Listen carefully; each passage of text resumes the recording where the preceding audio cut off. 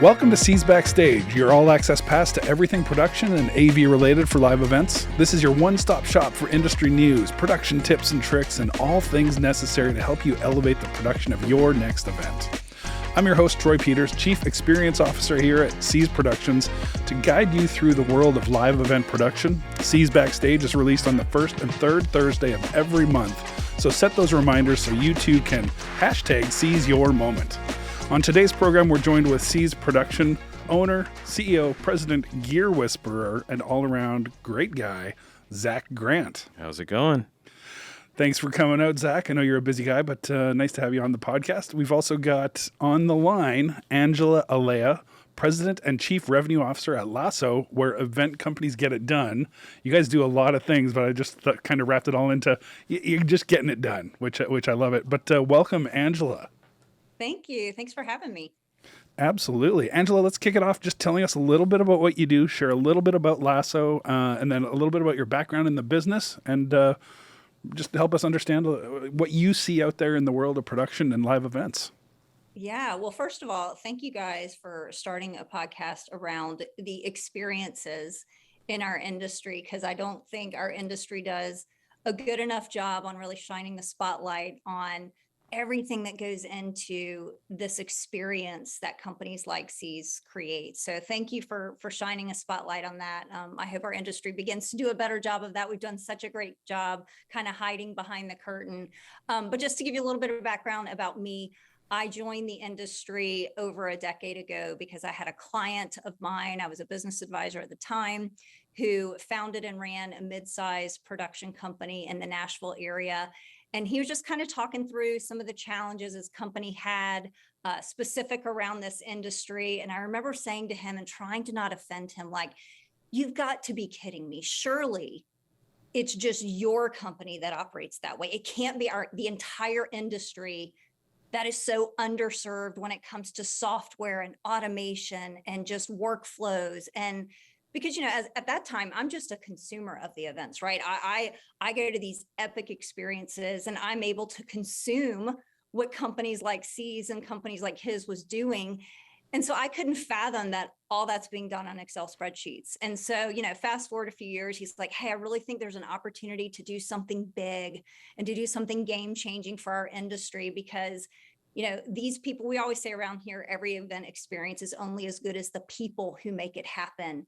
And it's like you all are able to pull off these epic experiences in spite of the challenges, in spite of the lack of good software, in spite of the lack of tools, in spite of our industry not getting a lot of investment dollars. And so that was really appealing to me. So he said, hey, let's go start something and let's go solve this for the industry.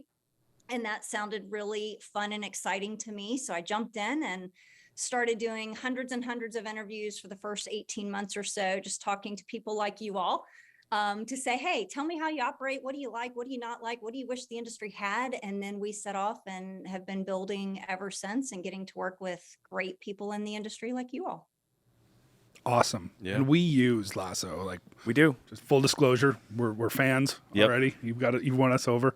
But like you had mentioned, we're talking about experiences here. So let's look internally, because this is a podcast that's about our own internal processes and other production people's processes. But then externally, it's about the client experience and ultimately about the attendee experience, right? So let's talk internally a little bit. Zach, talk a little bit more about like how does something like LASSO or something that helps to bring things together internally help us be better at what we do? Well, first of all, I think for me, one of the fun parts of running my business is embracing technology to make us more efficient as a company. I tell my guys all the time that it's for us about basically maximizing output with minimal effort. And so with tools like LASSO, and for those that are not familiar with it, it's basically like cloud software to wrangle your crews for you instead of having to manually text and call and follow up and shoot out emails and all of these things that are super time consuming. It allows basically one person to manage all of that for your company and communicate in real time event details as it happens. So for us, having tools like that allow us to do a better job producing events, because it doesn't get us so wrapped up in all of the busy work, so we can spend more time focusing on the output of the event and creating the better experience, instead of, oh shoot, I forgot to text these 6 people that their call time changed from 7 to 8, and the whatever, right? There's a million things that come up. So that's how we've used it. I recognized it pretty early on that it was going to be a game changer in the industry, and that comes from having to have built so many of those spreadsheets, right? 'Cause that is a pain in the ass. So yeah, having to spend hours doing formulas. No, let's have somebody else do that for us. Yeah. How are you seeing other clients use it? How are you seeing the industry having adjusted? Obviously, you found a need and you went and made the solution, which is kind of what we're all doing all the time. But how have you seen that change the company, change the industry? Yeah, I think it's changed in a lot of ways. I think that there are macro trends that have happened, right? With labor regulations, you all are in California. God bless you for doing that. That is a hard state to be in, and to have employees and contractors. It's just a different, it's just different to maneuver. But, a lot of these companies, they have, contractors or employees in multiple states. And the laws have changed just in the, 12 years or so that we've been doing this. And it's hard, and people also place a different value on their people now than they did back then. That's also changed. It used to be when we first started this, it's all about the gear. It's all about what gear you have. And at the end of the day, it's about who you have operating that gear. Whose vision was it, right? Whose vision was it that you're going to bring to life? Yeah, a gear is an ends to means, or means to the end. But that piece of equipment, it's super important and it's critical, but people lost sight of the people behind it. Right. And so I've seen that change. Certainly COVID, I think, was a big wake up call in a lot of ways. And, I feel like we've always been carrying the hey, it's your crew. They're the most important. Their experience matters, because if you don't give them a good experience, to your point, Zach, you talked about the call time changes from 8 to 7 and they didn't get it. Right. Or they didn't know I'm supposed to meet in this ballroom instead of the other one. And that's clear across the other side of the conference hall. And then they show up late and they're not set up to succeed. And so now they're not showing up in the right frame of mind. They're not able to bring their best selves to the event, to operate that piece of equipment, to interact with your speakers and your clients. And so it just has this domino effect. So anything that you can do to create a great experience, certainly for your client and for your attendees, right? Absolutely. Mm-hmm. But don't lose sight of the people that you rely on and count on to make these experiences happen. Everything hinges on them. Right. Their happiness, their ease of use. Are you setting them up for success? So I feel like that has changed. Our industry has seen, hey, yes, gear is really important, but the people are really what makes this happen. And at the end of the day, they're your biggest cost of goods sold, right? And so how do you get a return for that? How do you maximize it? You said it earlier too, Zach, right? Maximizing output with the least amount of effort and inputs, right? So how do you get that? And the people lever is the biggest lever you have to pull. Both, the success of your event hinges on people, as well as the profitability hinges on your people too. So both of those are so important. So I think I've seen that evolution over the last decade. Yeah.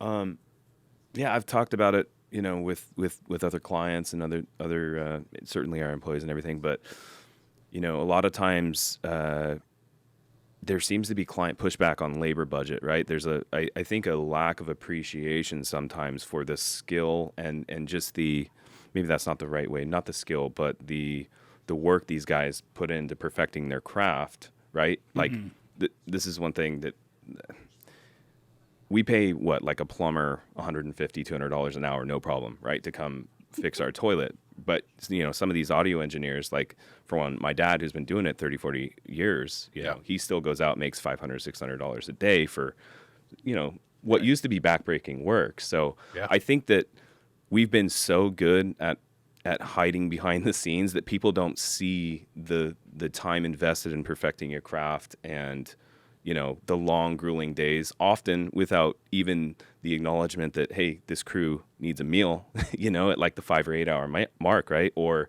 hey, we should probably give them 10 hours off so they come tomorrow fresh and all that stuff. And I do I do feel like in the last year or two that has changed a lot, though.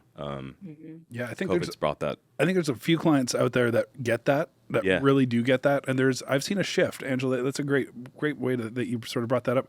I've seen a shift where it's been less about even some of these RFPs that we'll get, but there's a couple clients in particular that it's less about, hey, do you have, the latest and greatest projector, laser projection or something? Now it's, do you have Ian on your show? Yeah. Because Right. we know Ian. Yeah. We know how good he Right. is. He's the Swiss Army knife backstage. Yeah. Fixes anything. Yep. And we know our CEO is going to show up with the worst case scenario Yeah. and changes at the last minute. And Ian is going to fix it. Yep. Right. So that's Well, and not only is he going to fix it, he's going to give them peace of mind knowing right.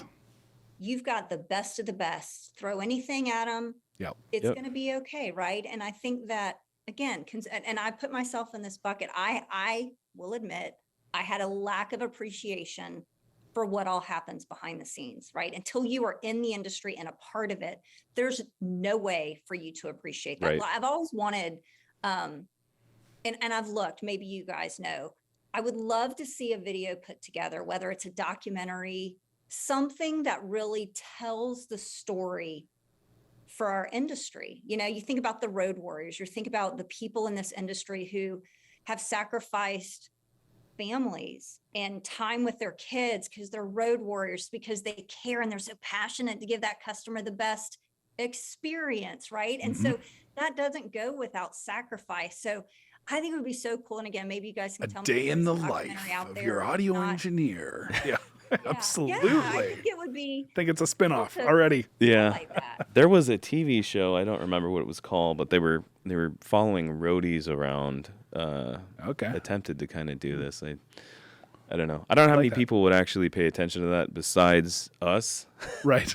Yeah. but, Well, if nothing else, it would be educational for Yeah. the client organizers to be For like, sure. hey, have an appreciation for John Doe who just got on a flight. Remember, he just kissed his wife and Yep. infant child goodbye, Yep. but he's going to give you a great experience, right? Like feed them, say thank you, be kind, right? Like provide a safe environment, all those sorts of things that are just important. Yeah.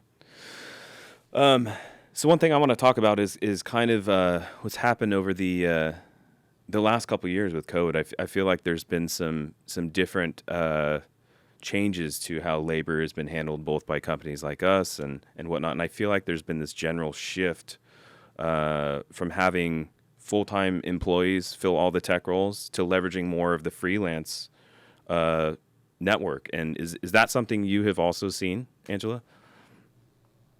We have in spades. I'll tell you. So part of our business is the software side of the business. The other part of it is offering a freelance talent pool specifically for our platform users. Mhm. And during COVID, like that side of our business went through the roof because to your point, 38% of the industry left, right? And companies shifted as they should have from a fixed overhead to variable, right? Until the predictability, the certainty kind of began to come back. And then I think companies are still realizing, wow, what should I take that as a fixed cost or continue to keep it as variable, right? Right. And I think the freelancers appreciate that, right? If they can make a good living being a freelancer and again, working for good companies, and there's more and more of those now because they had to be. At the end of the day, if you want to get talent, you had to step up, you had to provide good tools, you had to pay them well. The freelancer kind of owned things, right? Yeah. Because it was supply and demand. And so Right. we definitely are seeing that shift towards more of the freelancer model versus, having full-time people on the bench. Yeah. Yeah. I think one thing that maybe clients also don't understand is that no matter how big or small the company is, every company to some degree is relying on the freelancer market to fulfill, their event staff every Yeah. time. And I think, like Angela just said, especially during COVID when everyone was reduced to minimal headcounts, you saw this supply and demand effect on labor rates throughout the market because there's only so many freelancers in the market, especially when there's not that much work, so a lot of these guys are taking delivery jobs. So now all the rates have gone up and yeah. Yeah, I think that when you've got a engineer that is full time as well, they don't want this to sound negative, but they might sit on their laurels a little bit. They might be like, okay, I've got a job, I'm doing what I do. Whereas a freelancer is constantly they're learning the new thing. I remember when the pandemic hit, it was like so many freelancers were like, I need to learn vMix or whatever that platform was that you were streaming on. Right. And they forced themselves to figure it out, and they became valuable. Yeah. And that's the same thing. You got a show now. If you've got a video engineer that's a full-time, maybe they're good at a 2-screen, 3-screen setup in a ballroom, but can't do a screen blend or something like that, right? So being able to choose the right person for the right role just allows us to create that better experience, right? So I've got a question. Do you think that a freelancer or a full-time employee cares more to do a good job? Ooh, let's go over to Angela for this one first. I have a thought. The right full-time employee cares just as much as the freelancer trying to earn their next job. You stole my answer. Yep, you're right. But I think on generally, the freelancer wants another job. Yeah. Right? So they're going to hustle a little bit more. I think I agree. Not to say, obviously, that there are any full-time employees are good or bad or anything. Nothing to say about them. But I think that the presence of competition and that hunger to get the next job and get hired for the next thing keeps them caring about the quality of work that they do every single time. And I think that also was maybe a misconception that maybe freelancers don't care as much or whatever. But especially in the last few years when there's not enough of them to go around, I think they really care a lot to make your event as good as possible. Yeah. You know? Yep. But you bring up a good point too, because, the shift to the freelancer can be amazing, but it also puts extra onus on that company to be able to efficiently and effectively onboard these freelancers, bring them into the fold, bring them into your project to collaborate, right? Which involves technology and tools and a process, not just kind of haphazard, because you want that freelancer to also want to continue to work for you, right? So you have to give the freelancer a good experience, keeping it easy, to bring them into the fold as if they were one of your full-time. So I think a lot of companies have really wrestled with trying to figure out, how do we engage our freelancers more and bring them into the fold so they are working with all the same information that they need to do a good job? Yeah, 100%. Yep. How do you see, we kind of talked a little bit about the pandemic and sort of where we've come out of. What do you see going forward the next couple of years? What are you guys seeing as far as this world of freelancer balance and labor management and that sort of thing? Yeah. Well, I think the supply and demand is stabilized, which is good. I think that there is definitely a bigger divide between those that have been around for a very long time and the newcomers. And I think there's a little bit of friction because I think I'm going to call them newcomers, people that have been here maybe 1 to 2 years. They're hungry. They're driven. They are tech savvy. They don't have a lot of the baggage that maybe people who've been in the industry 20 or 30 years have, but at the same time, they don't have the experience, right? And so I think we got to figure out a way as an industry to help bring them up to speed faster, right? Because the veterans, they don't necessarily want to mentor a lot of them, right? They're like, why would I do that? You're my competition. Why would I train my replacement, right? Yeah. They're trying to make as much as they can. So I think there's a big divide there. That's one thing. And then the second thing is I'm seeing more and more kind of entry points into the industry. I think there are more and more schools offering this as a major even. And so I think that's a good launch pad to kind of feed our industry. Whereas again, before, I don't think you just kind of fell into it versus being intentional about entering the industry. So I think there's far more intentionality. And so we can't let those people down. We got to make sure we give them a great landing, a great place to find a career.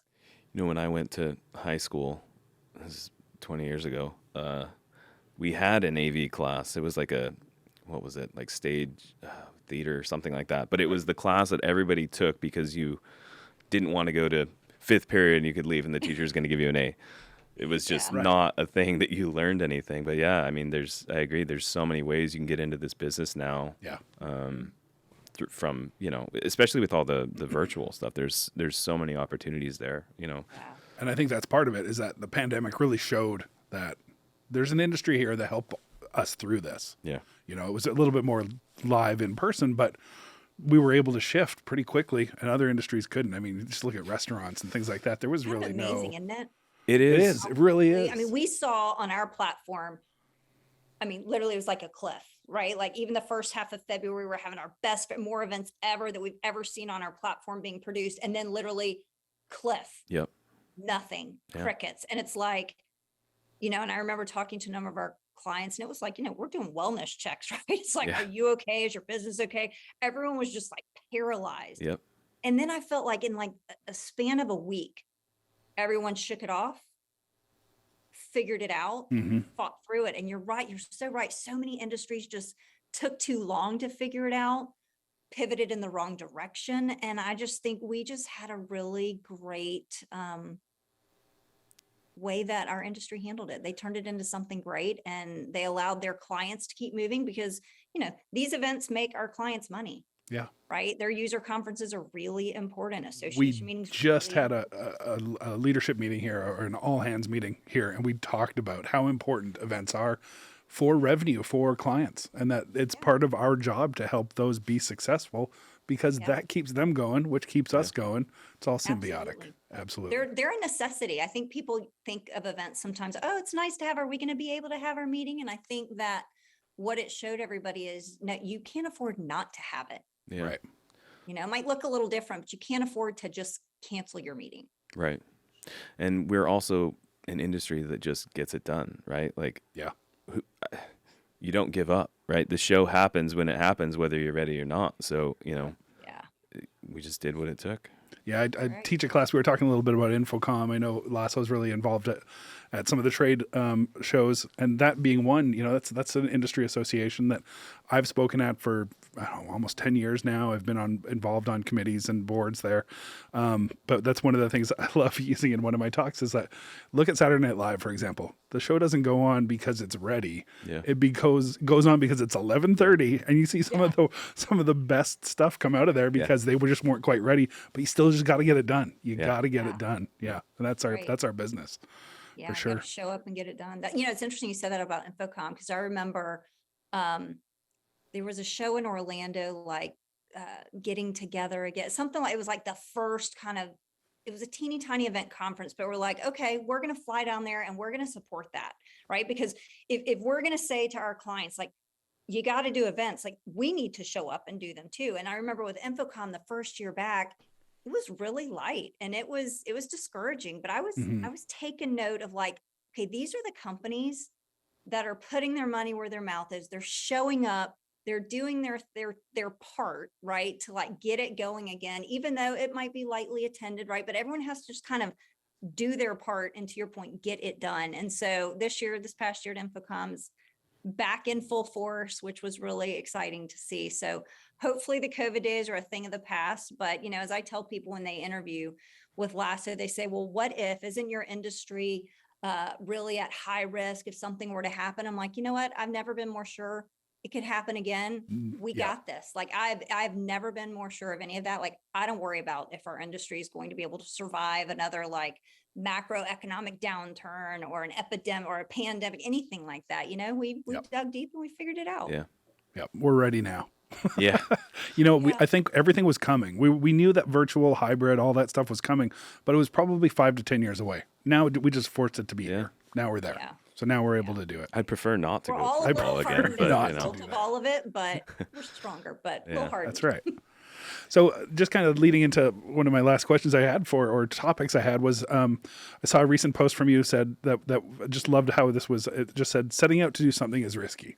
Right. And so how do you do that risk management? I've got my mother-in-law's got on her wall in her kitchen. It says, do something today that scares you and then run like hell. Like they're really embracing risk, embracing things that challenge you, get you outside the box.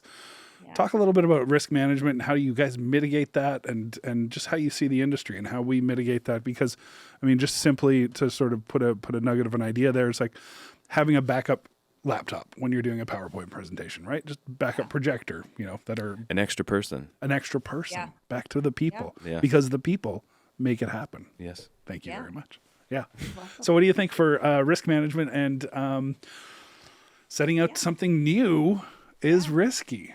It is. Well, I always tell my kids, me and my husband are always like, just live in the gap, right? The gap, there's like, here's what you know, and here's what you don't know. And there's this huge gap, right? And it's so uncomfortable to your point. But like, if you live there, that's where all the growth happens. It's where all the fun, if you think about the Absolutely. chapter in your life where you grew the most, it was the hardest time in your life, right? And so to me, that's what's, and I think to most people, that's what's fulfilling, right? Is doing something big and scary and hairy and all those and risky.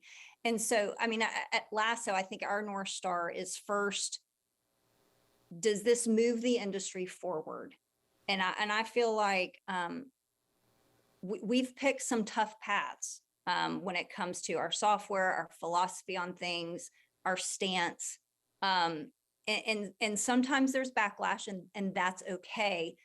But as long as we feel like we are doing what's right and we live by kind of like our values, and that North Star is to move our industry forward and to move our customers forward, it's okay to be challenging. It's okay to challenge the norm. And, you know, there's a great book we have all of our employees read called The Challenger Sale.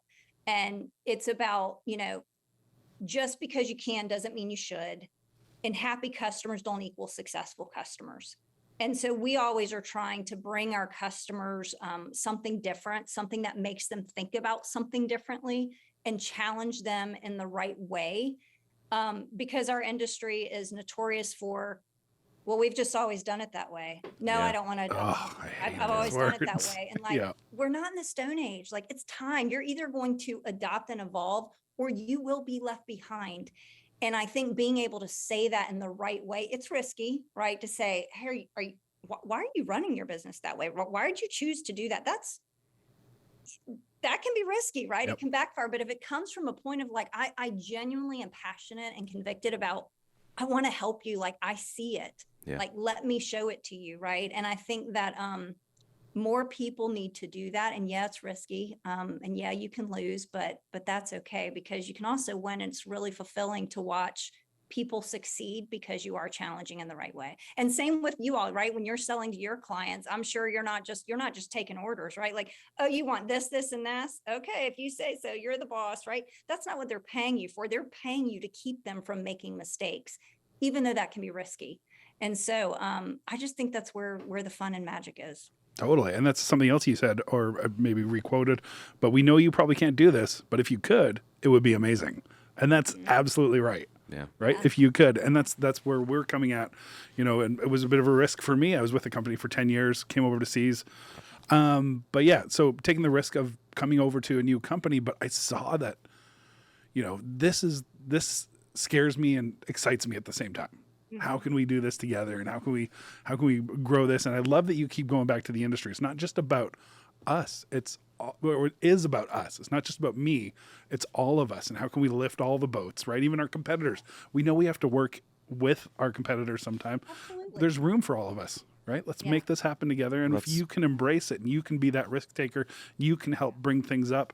Everybody else is going to look to you to be that leader, and you're going to be successful. Yeah, and that's why we're doing this right now, right? We're putting this information out there to make everybody better. I've seen for so long that AV is like, you know, like you said, behind the scenes, it's a secret. And so many of our clients have stayed away from it, honestly, because they don't want to touch it. It's scary.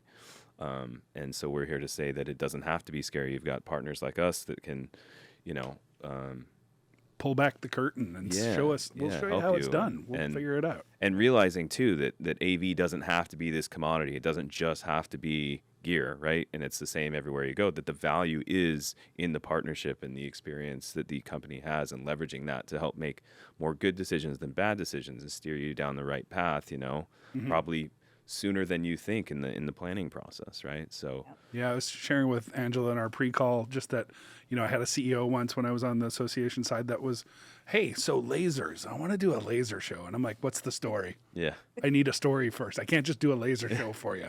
Tell me what the purpose is. I mean, right? you can, but what's, maybe you should. Yeah.